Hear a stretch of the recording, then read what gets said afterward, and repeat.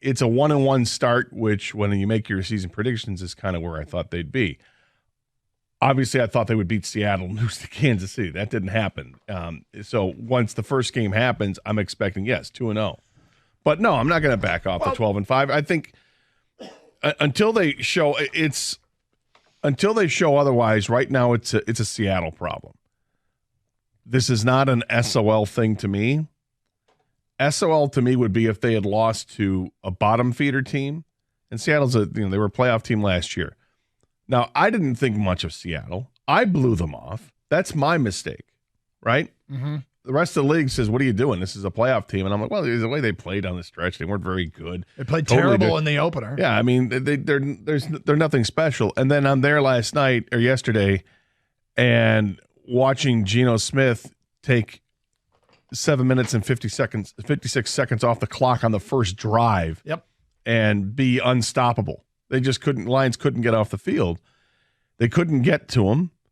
They did everything right but run the football. And when they needed to run the football, they got the yards that they needed to, which were right at the goal line. So it was very disappointing last night, but it's not going to change what I think about this team, not from this game. What might change is if you start to have struggles against, like looking at Atlanta. I know Atlanta's an improved team, but I don't think Atlanta's rated to threaten for playoffs. If they lose to Atlanta next week, then we got some issues.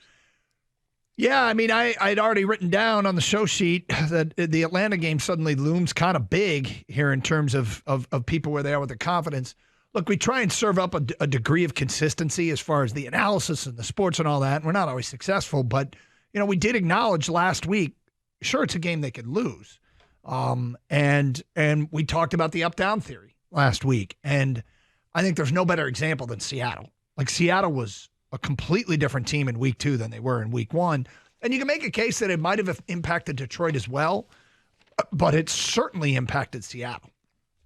I mean, there is no question in my mind that Seattle, they bounced back compared to what they look like against the Rams.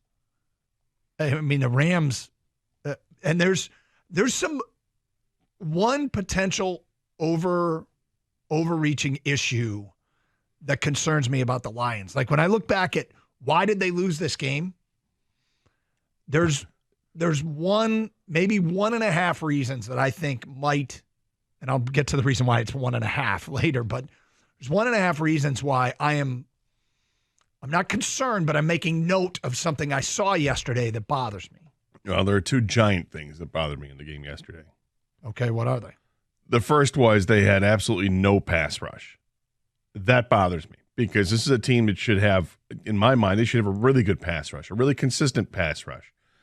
You're going against Patrick Mahomes, he can bob and weave his way out of traffic, and you're not going to take him to the ground very often. I understand that, but they got plenty of pressure on Patrick Mahomes, and he had to deliver the ball a hell of a lot earlier than he wanted to, and he was out of sync, and the Lions did a great job. You get to yesterday, you're in a game against a team, and I'll use what Birchie's term was last night when watching him on Sportsworks, makeshift tackles. Because they had emergency tackles. They bring guys out in a practice squad and use backups, and that's who you have as your tackles in this game. These aren't their starters, and they provided a wall for Geno Smith.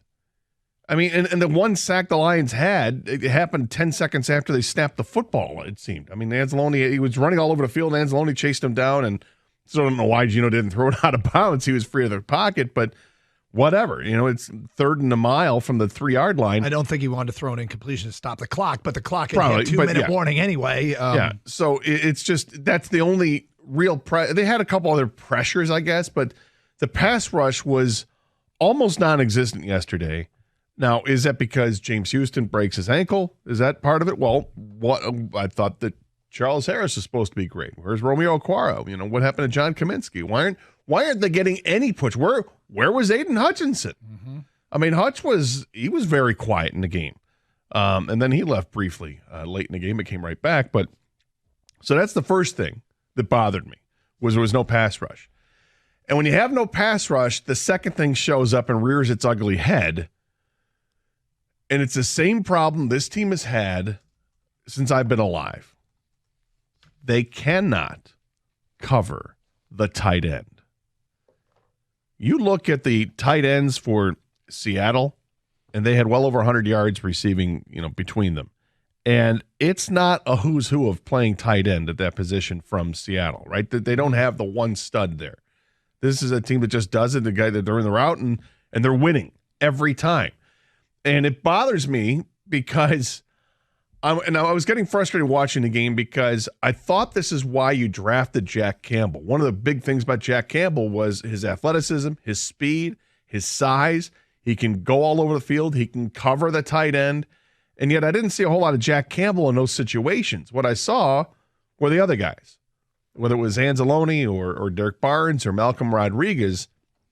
And I'm sure there were occasions that Jack Campbell was out there. And none of them could cover the tight end.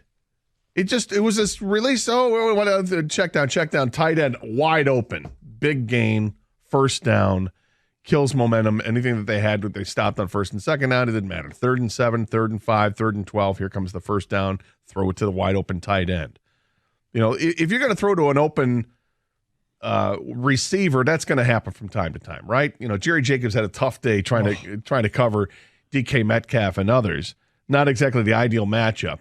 But that's going to happen. And going into the game that's a problem because Seattle had really good receivers and the Lions still aren't with their starting contingent of defensive backs because Mosley's out. I was still pretty disappointed. Yeah, I agree with you. I was disappointed too. But I could live with that more than I can see. I'm so tired of seeing the inability to stop a tight end. And again, these aren't elite tight ends. It's not like you're trying to stop Kelsey.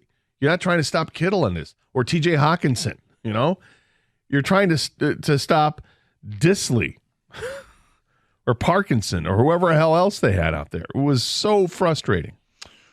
Well, you hit on one of them for sure that bothered me, and that was the pass rush. There's something else that emerged during that game that was concerning, but and I think between these two things are the two biggest reasons why the Lions didn't win the game. But 248-539-9797. There's a lot of other stuff too that and really I feel like it's early and we got to kind of do a state of the Lions address. Like, what does this mean in the big picture? I'm not panicked. It hasn't changed my opinion, but I'm sure of what this season is going to be. I'm sure there are people that are extraordinarily disappointed, and I understand why.